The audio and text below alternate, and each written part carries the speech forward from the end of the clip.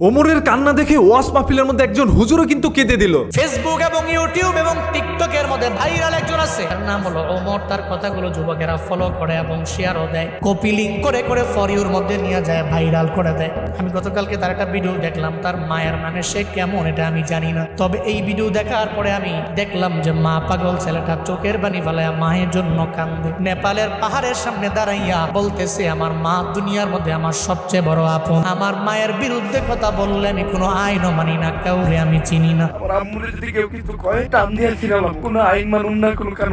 কারণ মায়ের মতো আপন আমার দুনিয়ার মধ্যে কেউ হতে পারে না।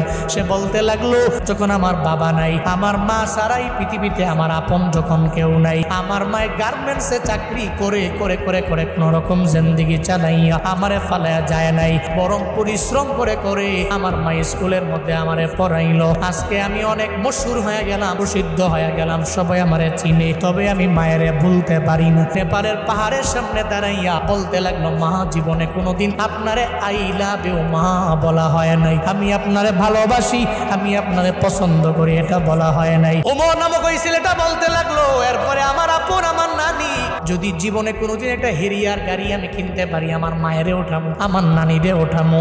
যুবকেরা তোমরা অন্যান্য বিষয়গুলো টিকটক দেখে দেখে অন্যজনকে ফলো করো, তবে এটা কেন ফলো করো না? আসলে ভাই হুজুর ওমরকে নিয়ে অনেকটা স্যাডলি কথাগুলো বলেছে, কারণ হুজুরের কাছে এই কথাগুলো সহ্য হয় না। হুজুরের কাছে অনেকটা খারাপ লেগেছে যে ওমর বলেছিল, আমি আমার মার জন্য সবকিছু করতে পারি এবং আমার মার বিরুদ্ধে যদি কেউ যায় তাহলে আমি কিন্তু কোনো আইন কানুন মানবো না।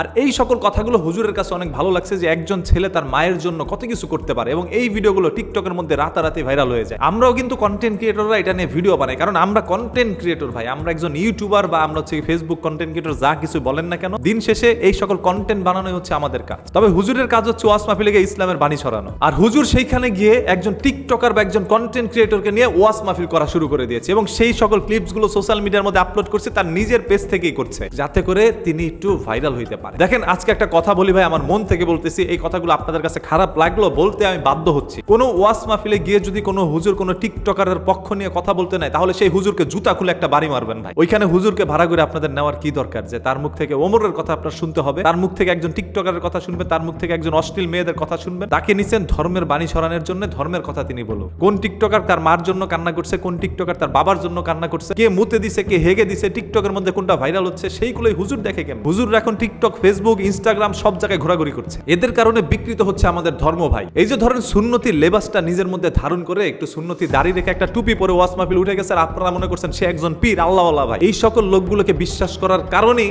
আপনার ঈমান দুর্বল হচ্ছে। এখন অনেক গণ্যমান্য জঘন্য ব্যক্তিরা এসে আমাকে কমেন্ট করবেন, ভাই একজন হুজুরের বিপক্ষে কথা বলার আগে 100 একবার ভেবে চিন্তা বলিস না। 100 একবার ভাবার এখানে কিছু নাই। সকল আলেম মাওলানা এক না। আপনি আজারি হুজুরের সাথে এই হুজুরের তুলনা করতে পারেন না। আজারি হুজুরকে কোনোদিন দেখছেন কোনো টিকটকার নিয়ে কান্নাকাটি করতে? তবে এরা কিন্তু প্রতিনিয়ত কোথায় কি আছে না আছে সেইগুলো নিয়ে সবসময় কথা বলে, এরা চায় ভাইরাল হইতে। আমি হুজুরকে ব্যক্তিগতভাবে কোনো দিন ভাই দেখি নাই, তার কোনো ওয়াজ মাহফিলও শুনি নাই, এবং তার ওয়াজ মাহফিল শুনে কোনো মানুষ হেদায়েত হয়েছে এটাও শুনি নাই। তবে রিসেন্ট দেখলাম কি, তার একটি ভিডিও আমাকে অনেকে ইনবক্স করে পাঠাচ্ছে যে ভাই দেখেন হুজুরটা শুরুটা করছে কি। এখন যদি দাড়ি টুপি দেখে আপনাদের নুনুভূতিতে আঘাত লাগে, তাহলে ভাই এই হুজুরটাকে একটু দেখেন, লিপস্টিক মেরে ফিল্টার মেরে তারপর গানের সাথে মুখ মিলাচ্ছে, তাহলে আপনাকে আল্লাহর ওলি মানলে একেও কিন্তু আপনারা মানতে পারে। এখন ওরও কিন্তু লেবাসটা খুব সুন্দর, এই হুজুরের চাইতে ওর দাড়িটা বড়, তার মানে ও তো বড় পীর। এখন আলেমরা কিন্তু জালেম হয়ে যাচ্ছে, আর এটা আমাদের হাদিস কোরআনের মধ্যে আছে যে একটা সময় আসবে যখন আলেমরা জালেমে পরিণত হবে। সেই জালেমরা এখন কিন্তু আমাদের সামনে ভেসে আসছে। আমরা কন্টেন্ট ক্রিয়েটর কোথায় কে কি করছে সেটা আমাদের দায়িত্ব খোঁজাখুঁজি করে বের করা, কার অপরাধ কি, কার সুনাম কি, সবকিছু আমরা বের করে আনবো। তবে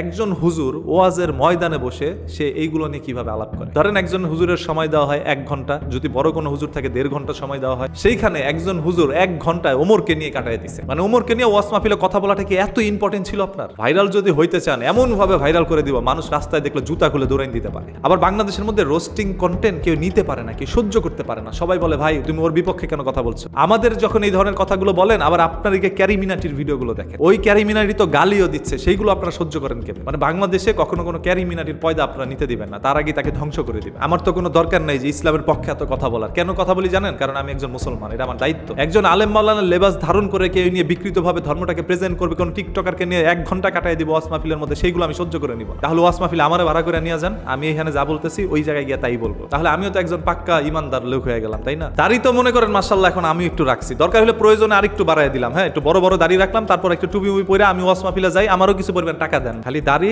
টুপি আর পাঞ্জাবি দেখলেই নুনুভূতি তার দিকে নিয়ে যায় না। আপনাদের নুনুভূতির কারণে মাঝে মাঝে আমার অনুভূতি হারিয়ে যায়। আমি একটা জিনিস মাথার মধ্যে নিতে পারি না যে ওই ওয়াজ মাহফিলের মধ্যে নিশ্চয়ই বড় কোনো আলেম মাওলানা ছিল তার পাশে বসা, তারা কেন তাকে থামাইলো না? যে তুমি টিকটকের মধ্যে কি ঘুরে বেড়াও, টিকটকের মধ্যে কোনটা ভাইরাল হইলো, ফেসবুকে কোনটা ভাইরাল হইলো, ফেসবুকে কে কানলো, কে হাগলো, কে হুইলো, কার জিনিসকে সার্জারি করে বড় করলো, আপনারা সেইগুলো কেন দেখেন? আপনাদের তো সেইগুলো দেখার কথা না। আর যারা এইগুলো সবসময় ঘাটাঘাটি করে, ফেসবুক অনলাইনের মধ্যে ঘাটাঘাটি করে, তারা পঞ্চায়েতও ঘাটাঘাটি করে। ওই সকল মানুষের কাছ থেকে দিনের দাওয়াত তো পাবেই না, বরং রাতের দাওয়াত দিয়ে যাবে। পরে রেল লাইনে গিয়ে খুঁজবেন কোনটা 10 টাকা আর কোনটা 50 টাকা। আমি কোনো আলেমের বিপক্ষে নই, আমি হচ্ছি জালেমের বিপক্ষে, সে যেই হোক না কেন।